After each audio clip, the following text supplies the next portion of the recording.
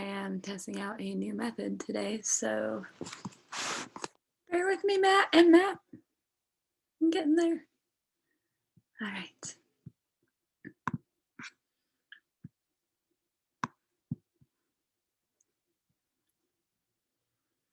So then I'm gonna share the screen. Oh. Okay.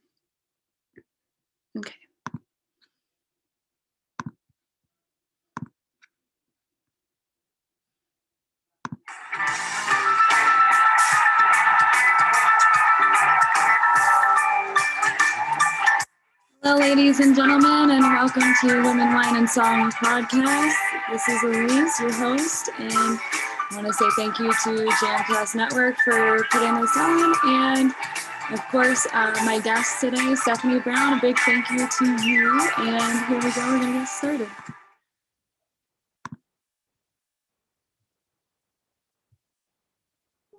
Hello. Hi, sorry for the delay. I was trying out a new intro thing, so timing is weird, but hi, how are you? I'm great. How are you? I'm doing well. It's good to meet you officially. Yeah, Can you hear me okay? I'm sorry, I messed with my computer a lot today. No worries. It sounds great. Great. Okay, so I didn't give a whole lot of information as far as who you are and what you do in the music community. So if you want to just start there, we could. Yeah, totally. So my name is Stephanie Brown.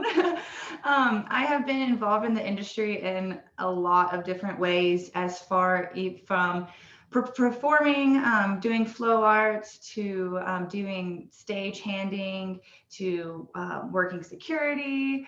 I have done some curating of events. Basically, I've done a lot of it. So that's just kind of what I do as a big balloon.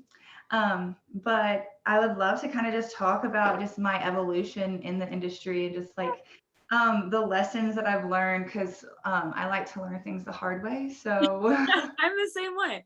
yeah, if I can stop someone from doing that, then they can make their transition easier, then by all means, for sure. Yeah. Um, but yeah, so I started, I guess my first time being involved with things in the music industry was, I'm going to turn this light off because it's really bright. I don't like it. Okay, wow, that's so much better. um, but yeah, I used to live in Richmond, Virginia, and I was involved with a hoop troupe there. So I did, my very first performance was for Yeti and Toadfaced. And so I don't know if you know who those are, but they're pretty big in the electronic scene. That was kind of a crazy introduction, just getting thrown in there. But it was great because being with that troupe, I got a lot of just experience from being behind the scenes and seeing how shows were put together, and just being there from a performer standpoint. It was super inspiring because I know growing up, I went to festivals, go to shows, things like that, but it was always kind of idolized per se, saying oh, these big shots are putting things on, and they're all these people that have been doing this for years. But really, in Richmond, I found out that that's not the case. And I was really inspired by a group out of Richmond, Virginia. They're called Drum Circle Productions. They're people our age that are kind of just doing the thing. They're just out there putting on shows, putting together events, putting groups together. And it was so inspiring that's really where it sparked my just passion for being involved in the industry in any way possible. Yeah. So I kind of Virginia's Virginia, and I had to get out of there as quick as I possibly could. So I moved to Colorado with some of my best friends, and just completely had that mentality of I'm coming to Colorado for the scene. I'm gonna get in it, get involved, So came here, did everything imaginable, every street team you can think of. I was postering, I was status updating, I was sharing stories. I know my friends get so annoyed with me, but I will send you so many invites to so many things. That's the one part of being a promoter that's always that Like it's kind of annoying, but like it's gotta be done. Yeah, exactly. I'm gonna do it. Unfollow me if it bothers you, you know? Exactly. Then it's like I'm also like I'm going to all the cool things, so like keep up with me. Yeah. But so I just did all that, and then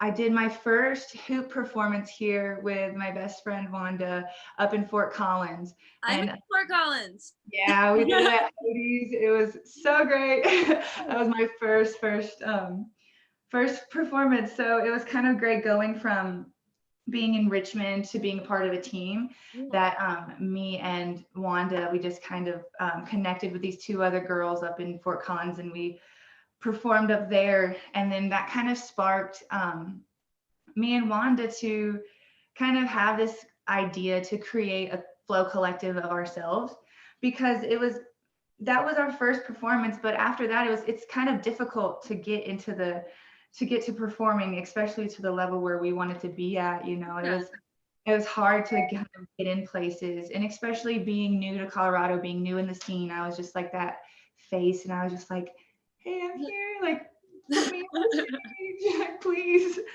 So we really like had the idea that being like collectives get booked way like a lot more than just single performers. And especially like me and her, we have kind of this like fiery, like, I don't know, our duo, we have a great duo, like we flow so well together. So we were like, might as well just like make something of it. And so we started this flow collective called Circular Synergy. Cool. And we had it, so it was kind of like we had these opportunities to where we're able to share the stage and share opportunities for other flow artists to kind of come and do their thing. So we were like, we want to give that chance to other people the same way we didn't have a chance. Yeah. So we really got a lot of opportunities through that. And it was really great because that was like the first time that collaboration really was like really prominent in my head. Because I've always, been on teams. I was cheerleading all growing up, did the whole like sports thing. And so I was always on teams, but it was never like, I never really I got the team mindset, but not the collaborating mindset. Yeah. And really that was the first time it was like, hey, you're doing something great, I'm doing something great, let's do something great together. Yeah. And like beautiful things can come from it, just like throwing minds together. And so that, we really did to just like start manifesting what we wanted to do. We were like, we want to perform. Let's like sit here. Let's manifest. Let's think. Let's like create this life for ourselves, because I mean, no one else is going to do it but us. So might as well just do it. Yeah. And so started manifesting these opportunities. We got some really cool ones through, we were a part of a tribe for a little bit called the Dancing Bear Tribe. So we kind of collaborated with them. We got to do some festivals with them, which was really fun. So that was a really big thing as far as just learning to create opportunities for yourself and manifest that life, because we were like, if we're not getting performances on our own, we're going to get them one way or another, whether it be like by a team or by the grace of whoever coming, Yeah. So it was really great to kind of manifest that life. And then also through that, it was really cool because I saw my love for curating, and I like organizing things. I like getting things together and like having and like planning events and stuff like that. And I'm really good at it. Yeah. So I saw that and I was like, this is an opportunity for me to kind of expound on this and just like kind of go for it, like I had all this creative energy built up and I was just excited. Like I was meeting the right people. I was talking to going to the right events. I was really just doing what it took to kind of get my foot in the door. And then so that kind of led me to curate my first event, which was a Charles I after party. And it was in a warehouse. And it was really great. We titled it The Descent, after Charles's album, The Ascent. And that was another time that was insane for collaboration, because when I first started that idea, had that idea with a few friends and then just kind of like ran with it and just was like, okay, I have a date picked out. I got a venue picked out. I know these artists I can reach, and like was like planning all of this stuff, just doing it by myself. Right. And then really, I was reached out, my friends, Rich Riley and Dylan, they reached out to me. They both make music. Rich goes by Bankaji, Dylan goes by the autonym. Listen to their music. They're great. They're Yeah, all great. I will. And send me links if you want to Yeah. include them in the. Oh, definitely. Definitely. I like link everyone that I talk about. Yeah. Not totally shamelessly, like gassing up my friends because they're I'm all about it. I'm about every bit of yeah, that. yes. But yeah, so they've been involved in throwing shows before. They curate some really great events, and they reached out to me and they were like, "Hey, we kind of want to do the same thing you're doing, and instead of like doing it and having it as a competition, you want to just like mesh them together." And at first, in my head, like not no shame saying this, but at first I was like, "No, I'm doing this all on my own, and I should. I got this and I can do this." But then like really just thinking like, okay, well, Dylan can bring functions to the event. Rich has all of these great connections with artists. Like this event is going to be good, but like with the help of other people, it's going to be great. Yeah. And it was because we sold that show out in like 2 weeks. It was like insane because the moment that we started collaborating, things started going together. It was just like, boom, this happens. This is great. Boom, this happens. Boom, we sold out. Boom, we have Charles's manager asking if they can come to our after party. And I'm like, ah. Yeah. So like being the first event that was really like the first thing that I curated, it was like set the bar so high. So I was just like, okay, we're running with it. Like Yeah. we're just going with it. So after that, I was like, you know what, just using that power of manifestation again. And I was like, I want to do this, but like I want to do this a lot. Yeah. So I need to find a way to where I can do this a lot. Mm-hmm. And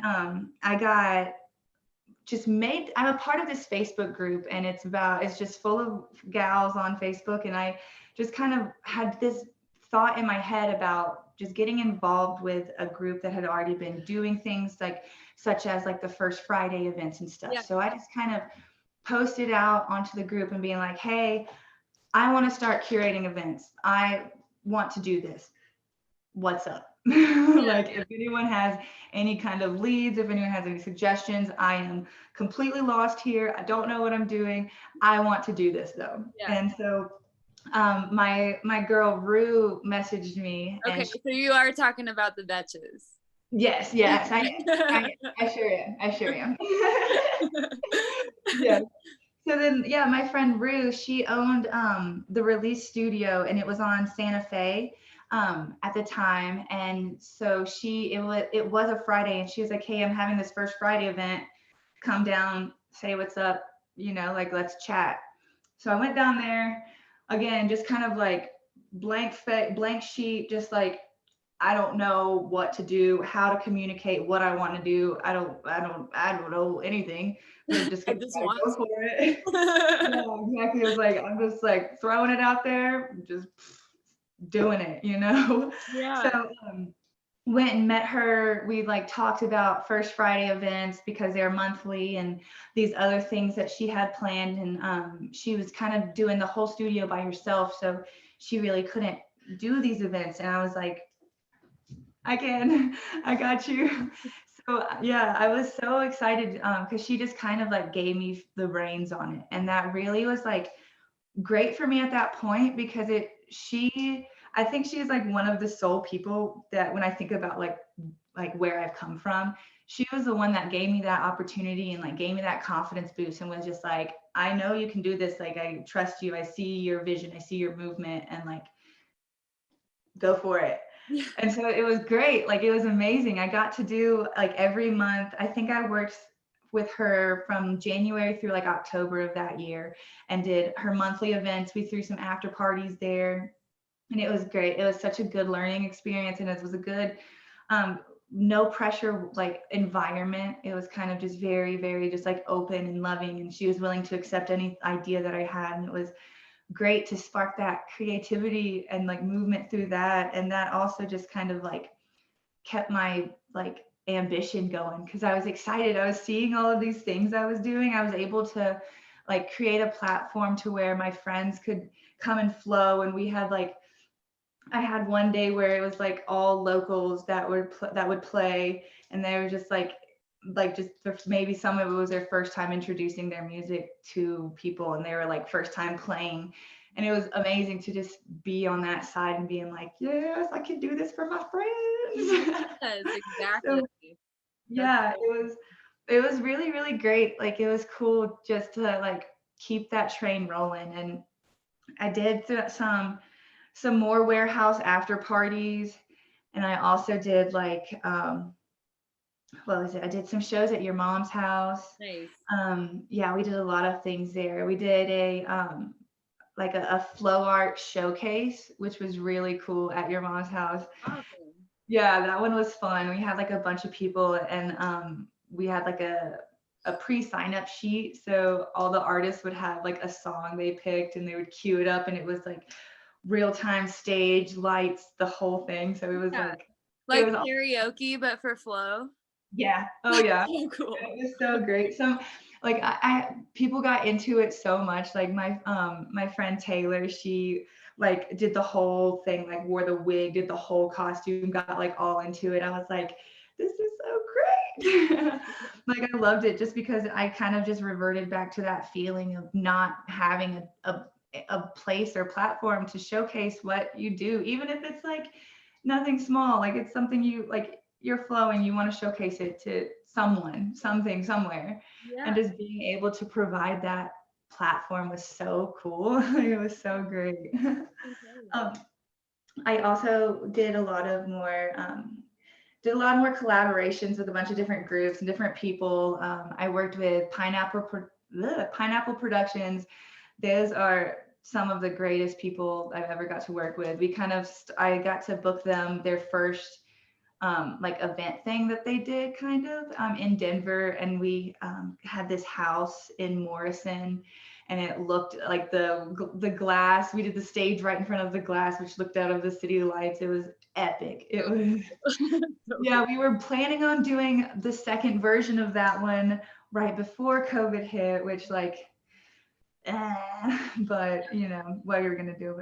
We'll have it someday. Yeah, Someday. exactly. Exactly. Yeah. But it was so great. Like I feel like a lot of my journey has just been really just like I don't know, like for lack of a better term, like ballsing up and just doing it. You Yeah. know, I Yeah. feel like that's an issue that's been like so crazy with not only just women in the industry, but like really anyone that's like kind of new in the industry that's going. And I feel like yeah, I mean, especially women too, because it's very intimidating. Being in the industry is crazy, especially a male dominated industry where I don't know, it's like sometimes I would get even too nervous to message an artist because I'm like, oh, I don't know if what I'm gonna say is great, or if they'll think I'm like serious about my job because I'm a woman or like whatever. But like that's not the case. Like it's not. Like people like passion, and that's like the number one thing is like if you're passionate about it, then just do it because I like the quote, like, if you don't, somebody will. Yes. And I think that like my competitive mind and my like my No. stubbornness, yeah, I'm like, don't take my spot. Like I'm gonna do it. Like, Exactly. and Oh, I think, yeah, I think that's so important to keep in mind because it's like I know like I'm not the only person with the dreams that I have. And I know that especially living in Denver, that's like it's a very competitive field, but it's like it doesn't have to be, you know, like it no. doesn't at all, at all. Like it's my chances of making it in like becoming this, like, I don't even know what the word I want to do is, becoming this like curator of cool events. That like, sounds perfect. like I have just as much of a chance as the next person does. And it's just the Yeah, only thing behind it is just doing passion. it. Literally doing it. Like Yeah. literally, like you said, like um that's so funny because I took a a songwriting class, like lesson with one of the, I don't know if you know Aqueous, but I fucking love those guys. Yeah, they're, oh god, I love them. And so our Mike and I like just talked about this like 2 weeks ago, not even 2 weeks ago. It was just like, don't let yourself talk yourself out of it. You know what I mean? Like, I think that happens a lot of the time. And that was my main thing, was like, I honestly like want to know how you get past the like, oh, no one wants to hear that song, or that's silly, like no one's gonna listen to that. You know what I mean? Like, because there's always something and he was like, you just do it. You have to just do it. You have to just go write something down and write it down and be done with it. And you'll feel better for it, even if it doesn't go anywhere. You know, it's just like getting it out, just doing it, you know? Yeah. Oh, 100%. And I feel like also once you start that train, it's just like, it just keeps going and keeps going. It's just like making that manifesting, like you were saying, it's exactly that. It's like you have this goal and then you take whatever steps necessary, right, to like get yourself there. And if you don't take any steps, then it's not going to happen, right? Exactly.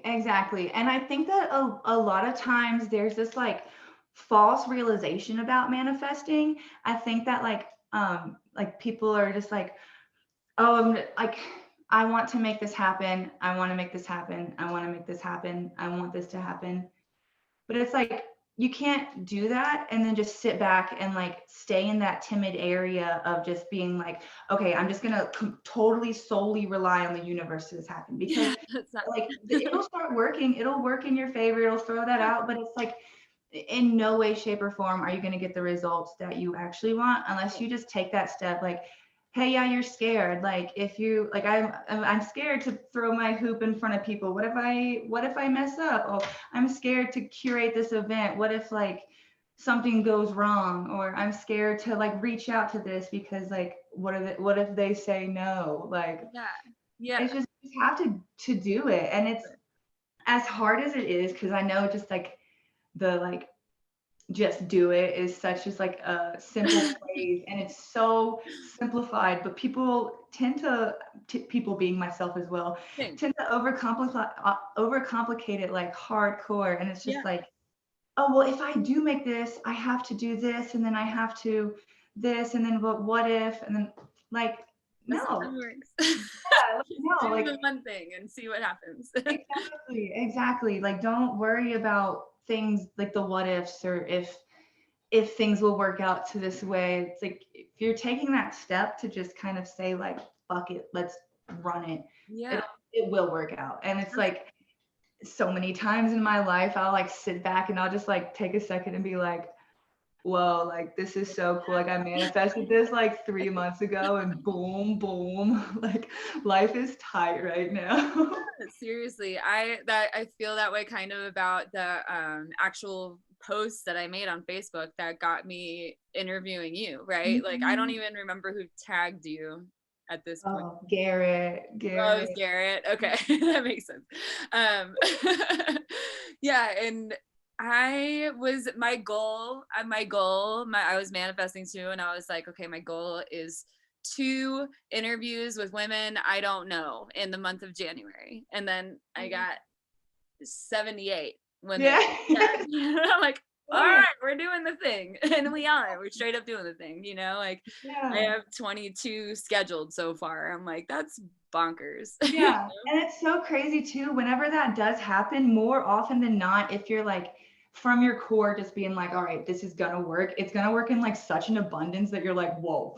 That's exactly what happened. I was like, holy shit, I have to message this one, because I was gonna do it that day, so I didn't like forget anyone or like lose the post, you know what I mean? I'm just like, I gotta do this now while it's happening, you know? It was literally 2 hours and I had 78 people tagged. And I was like, okay, universe, I see you. That's so great. It's so cool. Like, and then just like taking that second and just being like, I got what I asked for times 12. Yeah, exactly. I did not mean for that, but I'm down, you know, because it's so cool, because like you and I should absolutely be connected. And I think we are obviously through that group. which I knew I had seen your name, but you know, the internet's weird like that. And I'm like, I don't know where I saw it. Yeah. But I'm also gonna interview like Sarah Mount and who else was in that group? Oh, Christine Young might have been in, I don't know, but I like definitely people in that group too. Which is just so cool because it's like I don't even know how I wound up in this group on Facebook, right? And now like I thought that I didn't know you at all, and then you mentioned the Facebook group, and I'm like, hold on, wait, okay, because like stuff, you know, your name is like they're fairly common names, right? Both of them. So I'm like, I don't know, it's probably a different, you know, whatever. And now I'm like, oh, we've like probably interacted on the internet. Oh yeah, I can probably guarantee you that we've connected probably at some show before, or like we know a friend of a friend that knows each other. Like if we sat in here, like that's like the cool thing about it too, is just like the more people you meet, the bigger the web is, you know, and it's just like such a cool time. Like that's one of my favorite things to do, is just sit with people and be like, all right, let's see like how we really know each other. Like we're here through like this festival in 2016 or something like that. Yeah. Have you ever been to summer camp? I haven't. No, last year was supposed to be my first year to go, and it's like, I don't know. I just have never been able to get up that way, but it's a rough one. Like it's hard. As far as like it's not car camping. I know you could do it, right? Like, that's how I feel about it. I'm like, I'm a fucking badass because like you literally have to yeah. And that's what's cool about it too, is that you really have to work with your team to even get into the festival, right? Like you're dragging your shit forever, right? For like multiple football fields, you're just like dragging all of your shit. Yeah, to where like we bought wagons specifically for summer camp and shit. You know what I mean? Like, but it's so worth it if you have it in you. You know what I mean? Yeah. Like, such a good festival. Like Humphreys McGee is my favorite band of all time. So, well, and Aqueous is like right there. You know? Yes. Oh yeah. I love a legit festival. Yeah, my friend is like obsessed with Humphreys. So whenever anyone mentions Humphreys, we're like, hey, you've ever heard of Humphreys before? It's like so great. Oh man, I love them. Who are you talking about? What's your friend's name? His name's Hayden. Hayden. He makes Hayden Price. I'm not sure if you know him.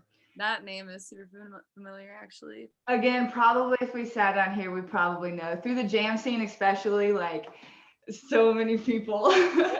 Yeah, I love that. It makes me so happy. And especially because we haven't been able to get together in that way for so long. Like, I appreciate the shit out of you coming on, because like if people like you wouldn't agree to talk to some random ass woman on her bucket, then I wouldn't have that outlet to like meet.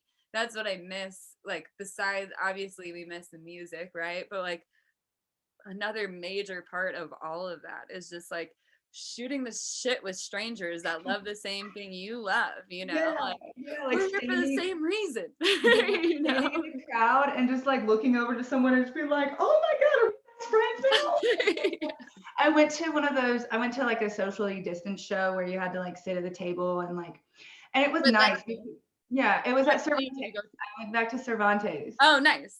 Yeah, so it was great because to be like a speaker system, like I like to listen to like the nice system. So it was really nice to hear music on a nice level again. Yeah. But then I'm like sitting there and I'm like starting to do that thing where I like wander mid show and I'm like, oh, I'm like tied to a table, like, oh, that's the part, like, I think like, yeah, the music's great. The systems are nice. The venues are cool. But like the people, that interaction, the like, that's what I miss the most. The running around, just being like, I'm gonna frolic. Exactly. And just like bond with people, like legit bond with people over. It could be nonsense. Like I remember my best friend and I at the Mish one time were just like, look at these rocks. Like, what is wrong with us? But also, why not, right? Yeah, have you been to the Mish yet? I love the Mishawaka. I got to perform at Blissfall Music Festival. Nice. Yeah, I got to do that last year. That was so cool. Like such a welcoming group of people, and like, oh, it's so beautiful. It's like here's Red Rocks, here's Mishawaka. Or I mean, I see it for me, it's like even reverse. Like I'm like, Yeah. the Mish is better. The Mish is better. But I also worked there since like 2015, you know, until 2020 when like nothing was happening. And I was like, well, there are people who like legit rely on the Mish for their income. So I'm not about to be like, where's my hours? You know what I mean? Like I have other jobs, I have kids and a family, you know what I mean? Like I got other shit. Just Yeah. but I'm still affiliated with them. I still like it's my favorite venue on the planet. Legit. Yeah. Like hands down. The Well, level so of far. yeah, the level of intimacy is just like unreal. Like being in that environment and just like looking across and being able to see like everyone. And I'm just like, look at this little family we got here. Yeah, and you could see the stage from anywhere, which is Yeah. lovely. You know, like Oh, there's not a bad seat in the house, legit. Like it's just always a good view, always good sound. and then like the creek is right there. Yeah, Oh, it's so good. I love that. I love it because I was performing. We got to stay on like camp on that little island area right like past it. Yeah. I love your little joy clip. My one of my best friends gave it to me. It's got a little mustache on the end. I love that. So cool. I'll send you the link for the girl who made them because I don't think they were very much, $10 or something. But there's actually a place in Colorado too. Like I think she's on the East Coast, but I found a witchy store in Empire. Yeah. And this woman makes everything herself. Like she made this like tincture necklace thing. Ooh, yeah. It's like a spell jar too. It's like self-love spell jar or something like that. It is rad. It's rad. It's worked every time I poured it. It's been a great day, you know? Yes, I love that. But she makes really rad roach clips that have like sacred geometry and shit in them. Yeah. So like Removing the Veil LLC, and she's really sweet and she makes everything herself, and it was really a cool store. I don't know, I'm about it. I love that. Thank you. I'm so glad my friend got me this though. Like it's terrible because I used to smoke cigarettes. So like I am happy that I was able to quit after I got pregnant with my most recent child for good, I think. But yeah, but like obviously my cannabis intake has gone up with the which I'm okay with. Yeah, that's like such like an okay problem to have. It's just like, yeah, like what's cannabis gonna do? Like chill you out. Yeah. It's not like I'm like addicted to cannabis, you know what I mean? Like I go every day mostly without it at work, you know how it is, but then we grow it ourselves, so like it's clean, you know, there's not a bunch of shit in it. Like I know what's in it. I put my love into these plants, you know what I mean? That's one thing I've loved about being able to like be in Colorado is like work with plants. Like I've been I got to go out to California and do the harvest, so I did like the whole like cutting down the plants, bucking them, hanging them, trimming them, like did the whole process with them. And it was so great that like I came back as soon as I got back from California. I was like, I just want to work with plants. Like I love that. And it's so cool too because it's such a difference, like having a nug that I know where it came from versus having a nug from a dispensary. I'm just like you just looking at it, I'm just like, it's just, I don't know. This is the good one. Like this is so good one. Well, because you don't know what they're putting in it, and you don't know what they're fertilizing. It's just like our food. Like if I can grow my food, I will be happy, right? Like eventually that's the goal. It takes a lot of practice and effort to like get there, but once you have the swing of it, I think then it's a lot easier, and you are making all your own food, and you know there's not a million poisons in it or whatever before you get like we don't know where our food comes from. And it's the same with weed. We don't know where it comes from. I mean, I like to think it's local as shit, but I also know there's a lot of corporate weed in Colorado, and it's yucky. Yeah, and it's like it's so crazy to be like living in this time where it's like some dispensaries are kind of like the Walmarts. Yeah. And it's like, okay, like, yeah, you're like mass producing all of this weed. Like, it's like, yeah, you got all this high ratings and blah, blah, blah. But it's like, I don't know. I just don't trust it. I'm like I don't know. I'm a skeptic. I'm a skeptic for sure. I'm like, I don't trust anyone, right? Like when it comes to things like that, like I don't even go out to eat very much because I don't know who's handling my food at Oh any, yeah. you know what I mean? And I'm just like, Yeah. I've worked in too many restaurants and seen too many people who don't give a fuck to like, Yeah, we know what the back of the kitchen looks like.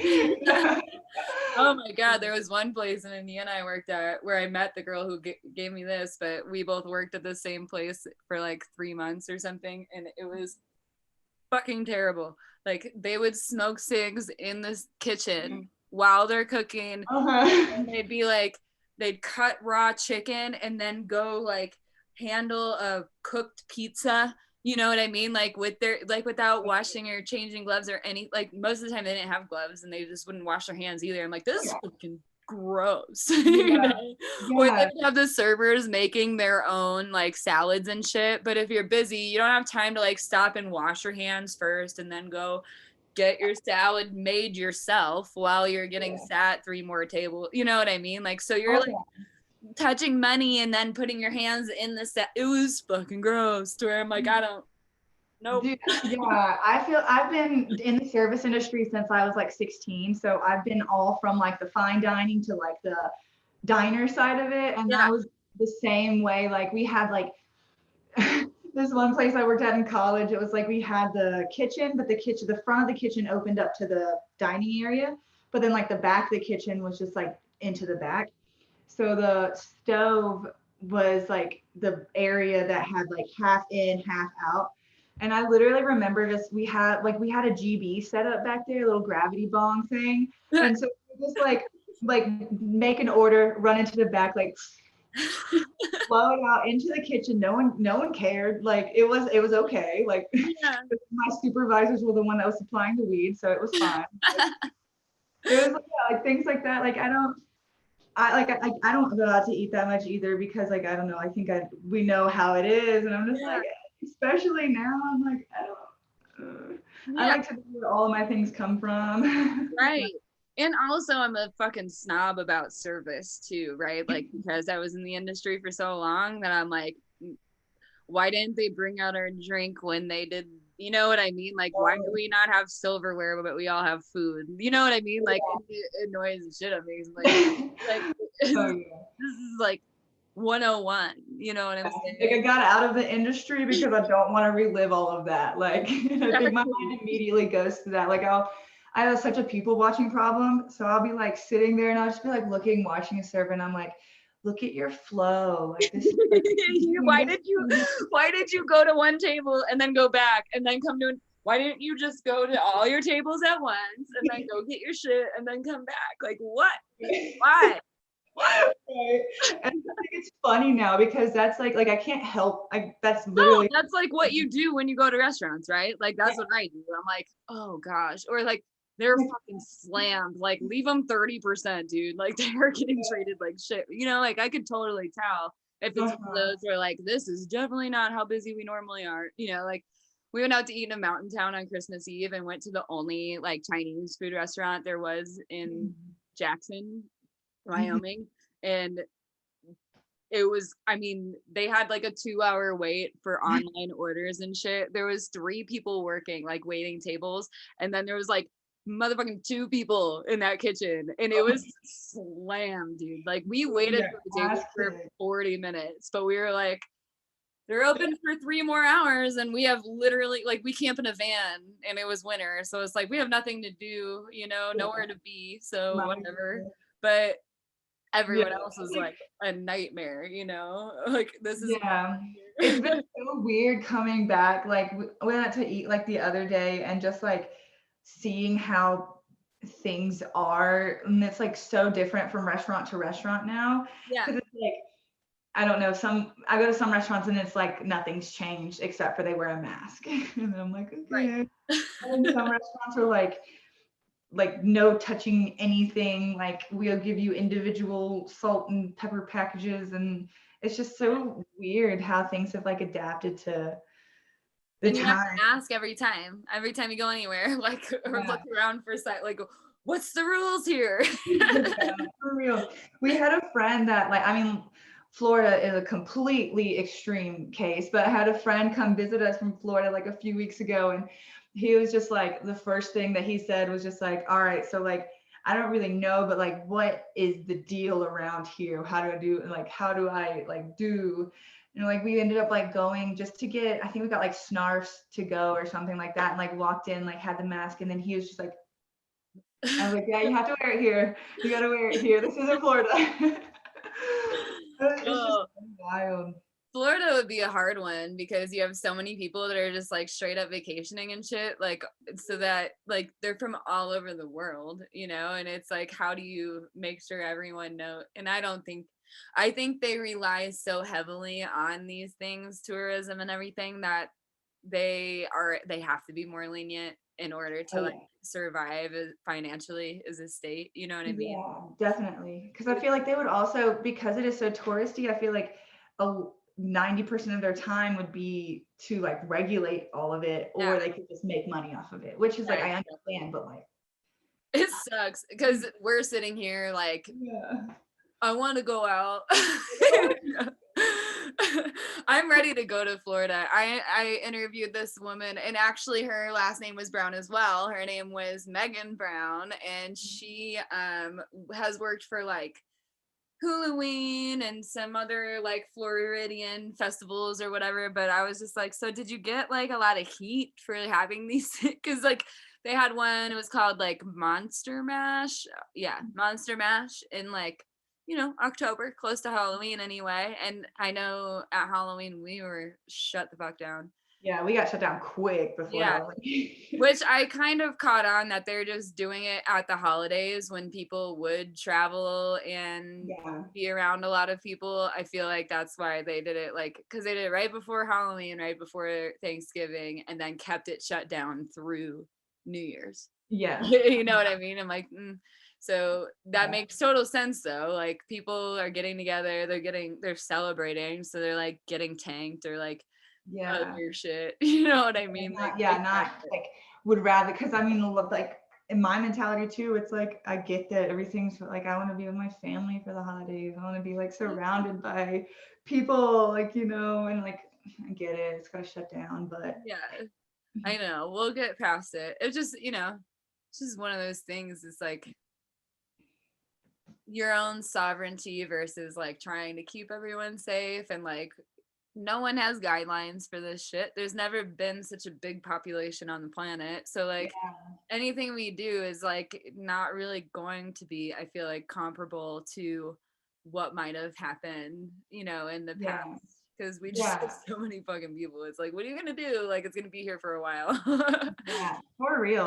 And I like, I feel like, I mean, I lost all of my jobs from I lost like my direction of everything I'm going, like what I was going for. Like it was like, it's a really like shitty thing, but in the same way, it's like, I think it was just the whole like quarantine, no matter what, fuck the government issues, fuck Yeah. all of that. But like just quarantining in general as like a huge population was probably the best thing that I think that we could have done. Yeah, 'Cause, I think so. yeah, I know in my life, like I was just like constantly going one thing after another, going to a show, talking to someone, performing, going and hanging out here, doing this, doing that. And it's like going from doing all of that, working 4 different jobs and not stopping at all, to like not being able to do anything. It Yeah. was like a huge wake up call. It's like saying like, hey, like there's other things out there that are really important. And like that number one thing is like yourself. Yeah. And I'm like sitting there like not taking care of myself, not allowing myself to like have this like room to breathe and room to focus and like room to grow inward, rather than just like kind of, there's so many cool things to do, let's do them all at once. It's like good to just like stop. So like, yes, I like, it sucks and it's so shitty, but there's so many silver linings to all of this that's happened. That's like ridiculous. Like Yeah.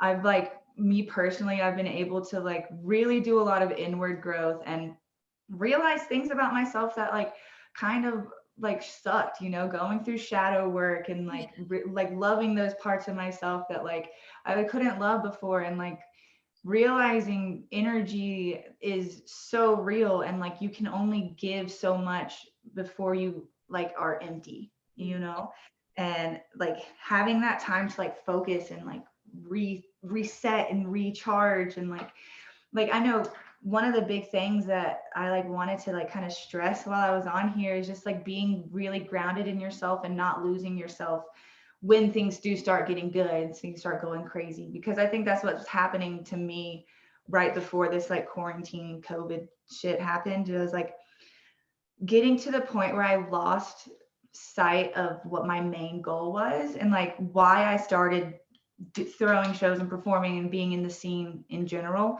And that was like to create a platform to showcase people, to create this platform to just like, whether it be performing, curating events, or just like anything. I just wanted to be kind of that stepping stool, you know? Yeah. And then right before COVID hit, I like lost track of that for sure. And I was just like, show, performance, I don't care, whatever, we're doing it. We're doing it. Just way more like quantity over quality.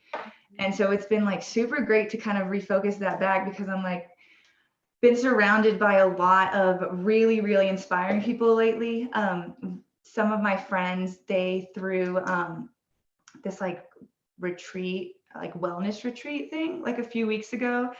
And it was cool because I saw a different side of curating rather than just curating events. It was like they curated this whole wellness weekend, and it was beautiful because we sat there, we had like an herbalism class, we had a yoga class, we had like a cacao ceremony, like I was just talking about that last week. I nanny, and she was like, "What is Keiko?"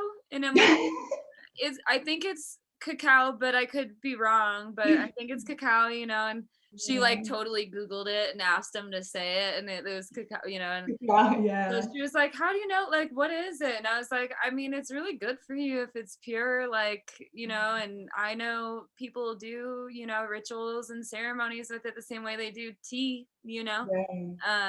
But I don't know that much about it otherwise. But I want to do it. There was a vendor at the Mish one time that had cacao, like different types of cacao that they, I don't know what it was that how they obtained it or what, but like, it was super interesting, the shit she was telling me, you know. I know. It's like such a great, like, so the cacao that I personally have, I got it from this girl that I worked on the farm with in California. I got it from her, who got it from this woman in Guatemala. So it was like straight from the source, like dum dum dum dum to me. And it's cool because it's like having a ceremony through it. It really, we had it right before we had did an ecstatic dance. So cacao is really that natural energy, and it's like from the earth. So especially when you do it like in reverence, like I just felt like I was high on life. Like the whole time I was like, wow, this is great. Like everything is so amazing. Like I have this energy, and it's this natural energy coming from the source. And yeah, it was so wonderful. I love cacao. Yeah, that's so cool. I want to have experiences like that. Shit. We'll have one. Yeah. I'm like, let's start curating now. I have girlfriends. We could do a girl retreat.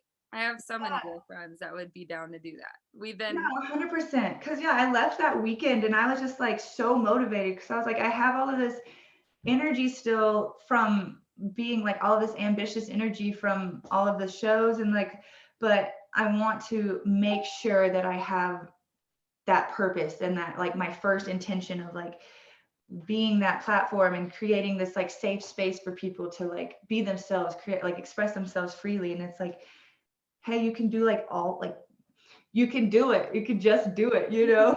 So just like throwing back to all of that, just like manifesting it and just doing it. So like, yeah, let's do a girls weekend. Yes. Oh, that's exciting. Yeah, we'll have to think of a spot. I don't know. We'll have to. Listen, I got you. I'm in the works. I've like found some really cool Airbnbs that are like, have been able to rent out. We rented out, my friends. So I am seriously so blessed with like the most divine friends ever. Another part of like collaborating and magic happening is all of my friends right after quarantine, like the big main lockdown of quarantine, we were all like, we miss each other, we want to get together, like, you know, but like you don't want like 10 people in a house. Yeah. So we got an Airbnb. My friends brought their sound system. My other friends brought his like all the CDJs and all the things needed for like mixing, and another friend brought all of the visual art equipment. We had like all of the fire toys outside. So we just had like a weekend where everyone just kind of like got together and just showcased like what they had. So it was like we had people like DJing, outside spinning fire, like doing like visual arts. Like it was just such a cool weekend just to Yeah. have another like collaborative, just like, hey, you got this, I got this, let's all put this together, and Yeah. magic is so That's cool. so rad. That's so Yeah. rad. Oh man. Well, I don't want to eat up your whole night. I like it's already been almost an hour, but it's I want to like maybe schedule another call with like some of the other people you collaborate with and everything, you know? Like I want to start doing episodes where like it's festival themed or it's, you know, slumber party themed or it's witchy themed or whatever, you know? Yeah. So I I think would love that. I got some, like I said, I got amazing people that, like, especially that have so much to offer that if we have a second to where we can, like, impact someone's life, resonate, say something that resonates, and, like, by all means, let's do it. I Yeah. love it. I love it so much. Oh my gosh. It was so good to meet you and I appreciate you Yeah. being here. Thank you so much for, like, allowing this platform, like, me to, like, share a little bit of my life and Well, stuff. we have the same kind of goal, right? Like I Yeah. want to give people a platform to tell their Yeah. story. So it was so good to hear yours and thank you for being here. Talk Yeah, to you absolutely. soon. Bye. Absolutely.